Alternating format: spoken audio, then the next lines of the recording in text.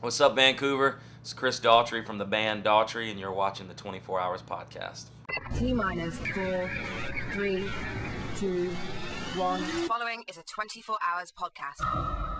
Chris Daughtry, welcome to Vancouver. Good to be here. Thank you. This has been a phenomenal seller. Were you prepared for this? Were you surprised by it? Not at all. No, I wasn't prepared. Yes, I was surprised. Okay. I mean, we hoped it would do well, considering the exposure I already had on TV, but it's definitely, far surpassed anything we hoped it would do. Now, I understand it was like the largest selling debut rock CD In SoundScan history. in SoundScan history. That's what they tell me. That's pretty impressive. That's what they tell me. That's something that you can't really prepare for. It's definitely not something that I even thought was a possibility. Now, when you go back in time, you've been doing this for a while. I understand the very first ever song you performed publicly was Achy Breaky Heart. Is that true? Wow, how do people know that? Research, Chris. Well, it was kind of a joke. It wasn't really in a huge amount of public. I was like 9 years old. My granddad has like this building in our backyard where I grew up that him and his band would play country music every Friday night. And my dad played in the band, and so me and my buddy wanted to do it kind of as a joke. We thought it was funny. And I wasn't a singer then. I didn't, consider myself one anyway. So yeah, that was a moment that I never thought I'd have to relive again. And once you got the performing bug out of you, was it something that you thought, I could At that point in my life, it was something that I hoped I would never have to do again.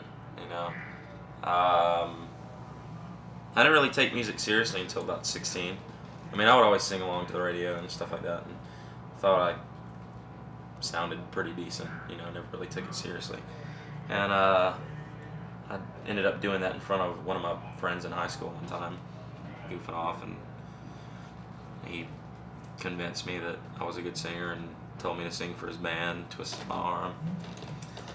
After that, I kind of was hooked, and he showed me how to play guitar, and started writing my music, started my own band, and after that, it was kind of what I wanted to do for the rest of my life. Your song Home has kind of become an anthem. Again, when you perform that, you must have people singing along. What does that do? It's crazy because, when I wrote that song, I never thought it was anything special. It was just one of those songs that came out really fast. I wrote it in like 5-10 minutes. And, year and a half, 2 years later, it's on an album and one of the best, overplayed songs. In a good way. In a good way. And, when we played it live at first, it was just kind of like, the album the album was out, but the song hadn't really broke big on radio or anything like that. And now when we go into that song, the place just lights up like a Christmas tree. I mean, it's amazing. So everybody's singing, you can hear them. And it's a pretty good feeling. It makes it that much more fun to play the song. The world came to know you through a little show called American Idol. You're from, I'm guessing, Lasker, North Carolina is a smaller type of town? I think it was a population of like 100 people. Okay, so put us in the mindset. What's Lasker going like when you're getting down? Oh my gosh, it was one of those towns where everybody knows everybody. And we couldn't keep my grandmother off the radio. Like, that was a big no-no when you're on the show, having family members going to press. And she kept going to the newspaper and going to radio stations, calling in on radio stations. And it was just like, if I ever told them anything that was going on, it was in the public the next day, and we got called out on that a few times from the show, and I had to finally be like, look, if I tell you something, you can't go telling everybody. I'm telling you because you're family. And so yeah, she got the whole town kind of in a frenzy. So when I got off the show, I did a little, it was supposed to be a little private little thing for family. I was going to go to the building that my granddad had been playing music in for years. I was going to do like a little private acoustic show. Lo and behold, my grandma goes to the paper and ends up being a 5-state draw. And we had to take it down the street at the private school football field. And it was like probably 3,000 or 4,000 people. showed up, which was supposed to be probably like 50 people, like direct family, and so it turned into a bigger deal. Your time on American Idol came to a surprising end, and were you impressed and surprised by the outpouring of shock and support that you had at that point? Oh yeah, I mean, initially I wasn't, I expected to, I don't know, I thought that my style wouldn't have been accepted very well on the show. I thought it at least would have got me some exposure and I could have gotten more gigs with my band, but it ended up taking like a total different direction than I expected. On the CD, among your many thanks, Chad Kroger, one of our local boy, is mentioned. What's your relationship to Chad? Well, I met him during the Idol tour. You go on a tour after the show, and I was always a big fan of those guys, and we just so happened to be in the same hotel. I had a day off. They had a show the next day. So I went to the show. We hung out that night till like 6 in the morning on his bus. Just, I was picking his brain, and just a totally cool guy. Like I didn't expect. I was expecting a guy like that to look at a guy like myself coming from a TV show and being like, who's this guy, But he was totally cool.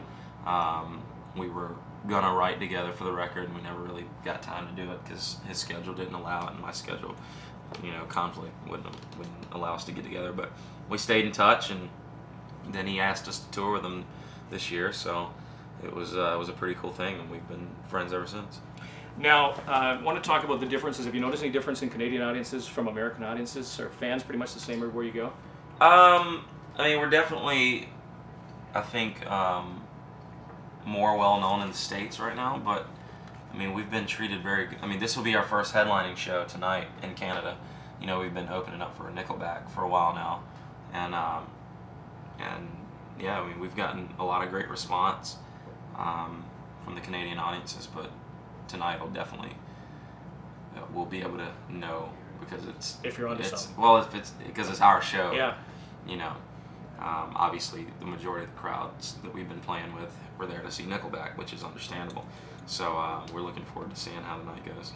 Well, finally, Chris Daughtry, I must ask you. You sing about home, and I know you're a devoted family man. How tough is it being away from home?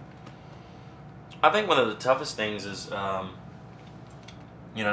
being there. Like seeing your kids do something or hearing about it, and you're trying to, be there without being there, sort of thing. Your constant phone calls, and it's tough when you miss certain things. I got my wife and son out on the road with me right now, so that's been a big bonus for me. I get to travel on a bus with them, and it totally changes the whole dynamic of touring. It feels like you're at home, but then you got to go to work that night, and then you're back at home. It's kind of cool. Well, enjoy the Vancouver for the short time Thank you very much. And continued success. Thanks very much. Thank you. Good to meet you. 24hours.ca